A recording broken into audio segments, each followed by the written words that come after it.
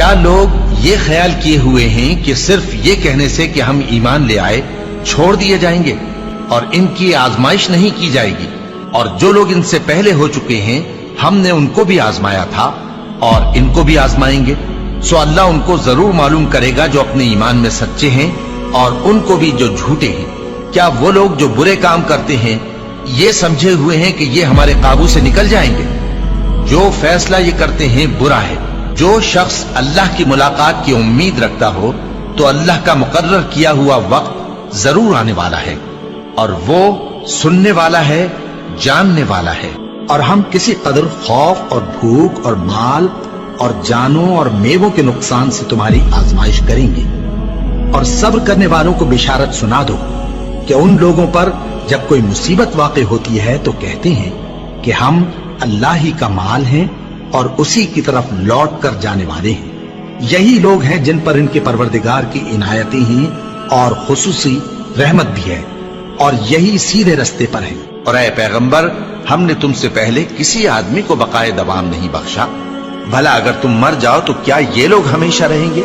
ہر شخص کو موت کا مزہ چکھنا ہے، اور ہم تم لوگوں کو سختی اور آسودگی میں آزمائش کے طور پر مبتلا کرتے ہیں، اور تم ہماری طرف ہی لوٹ کر آؤ گے۔ کوئی مصیبت زمین میں اور خود تم پر نہیں پڑتی مگر بیشتر اس کے کہ ہم اس کو پیدا کریں ایک کتاب میں لکھی ہوئی ہوتی ہے، اور یہ کام اللہ کو آسان ہے، تاکہ جو فائدہ تمہیں حاصل نہ ہو سکا اس کا غم نہ کھایا کرو، اور جو تم کو اس نے دیا ہو اس پر اترایا نہ کرو۔ اور اللہ کسی اترانے اور شیخی بگاڑنے والے کو دوست نہیں رکھتا۔ اور ہم نے تمہیں ایک دوسرے کے لیے آزمائش بنایا، کیا تم لوگ صبر کرو گے؟ اور تمہارا پروردگار تو دیکھنے والا ہے۔ اے اہل ایمان، تمہارے مال و جان میں تمہاری آزمائش ضرور کی جائے گی، اور تم اہل کتاب سے اور ان لوگوں سے جو مشرک ہیں بہت سی ایذا کی باتیں سنو گے، تو اگر صبر اور پرہیزگاری کرتے رہو گے تو یہ بڑی ہمت کے کام ہے۔ کیا یہ دیکھتے نہیں کہ یہ ہر سال 1 یا 2 بار بلا میں پھنسا دیے جاتے ہیں، پھر بھی توبہ نہیں کرتے اور نہ نصیحت حاصل کرتے ہیں؟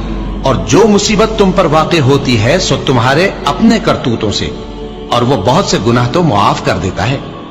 اور تم زمین میں اللہ کو عاجز نہیں کر سکتے، اور اللہ کے سوا نہ تمہارا کوئی دوست ہے اور نہ مددگار۔ کیا تم یہ خیال کرتے ہو کہ یوں ہی بہشت میں داخل ہو جاؤ گے، اور ابھی تم کو پہلے لوگوں کی سی مشکلیں تو پیش آئی ہی نہیں؟